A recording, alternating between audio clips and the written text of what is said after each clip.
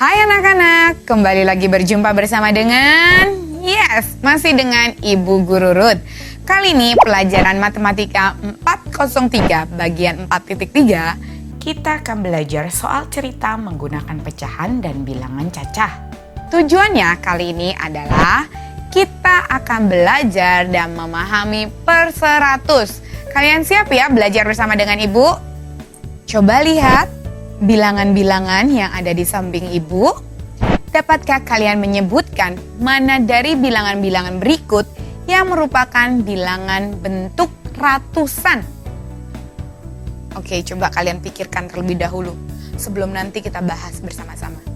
Ada angka 152, 0,93, 6,5, 78, 78 per 100, dan 1 per 10. Ratusan. Oke, sudah siap? Oke, kita akan dapat angka 152, 0,93, dan 78 per 100. Sudah lihat ya angka yang Ibu kasih marking, Ibu tandain dengan warna kuning ya anak-anak ya? Sudah? Nah, kenapa 0,93 itu adalah ratusan? Siapa yang ingat? Yes, kenapa? Karena dia dua angka di belakang koma adalah dalam bentuk pecahan ratusan. Kita mau bahas satu persatu. 152. Bentuk ratusan dituliskan dalam bilangan cacah. Masih ingat ya? Jadi 152 ini adalah bilangan ratusan yang kita tulis dalam bilangan cacah. Sedangkan 78 per 100 artinya per 100 dituliskan dalam pecahan. Sedangkan kalau 0,93 ini adalah bentuk desimal yang tapi dia merupakan pecahan ratusan. Kalian udah paham ya anak-anak ya kenapa ini dibilang ratusan.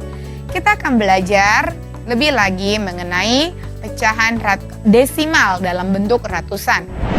Oke, ratusan dalam sebuah bilangan cacah, pecahan, dan desimal. Kalian lihat bilangan cacahnya nih. Ada 3 digit angka artinya ya anak-anak kalau bentuk ratusan ada satuan, puluhan, dan ratusan. Contoh bilangan yang Ibu ambil adalah 205. Paham? Sudah ya? Kalian masih ingat tentunya ya? Sedangkan untuk pecahan, lihat 10 per 100.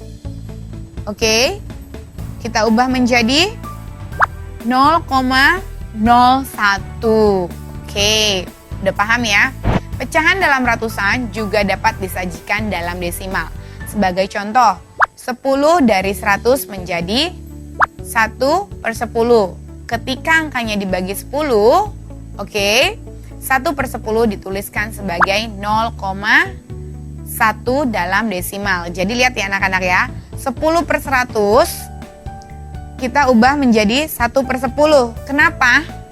Ingat, 10 per 100 artinya nolnya bisa kita bagi ya. 0 yang 100 dibagi 10 artinya 10. Jadi 1 per 10 menjadi 0,1. Paham? Lanjutnya, contoh lainnya tampak di samping Ibu. Pecahan 3 per 100 dirubah menjadi berapa? 0,03 karena ada 2 nolnya pada pecahannya ya. Jadi ada 2 letak desimal. Paham ya anak-anak ya? Nah kalau yang ini 3 per 100. Oke, 3 per 100 artinya bilangan cacahnya kita diamkan terlebih dahulu ya.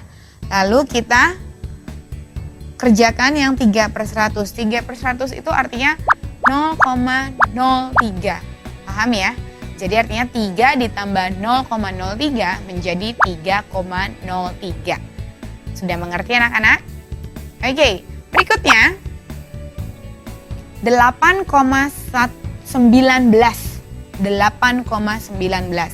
Lihat, angka 9 ini adalah per 100. Sedangkan angka satunya ini adalah per 10. Paham ya? Nah, sedangkan angka sebelum koma itu adalah satuan. Oke, paham sampai sini anak-anak? Contoh yang lain, 0,752. Duanya adalah per 1000. Karena kita hitungnya dari paling belakang, semakin kecil, oke, pembaginya semakin besar.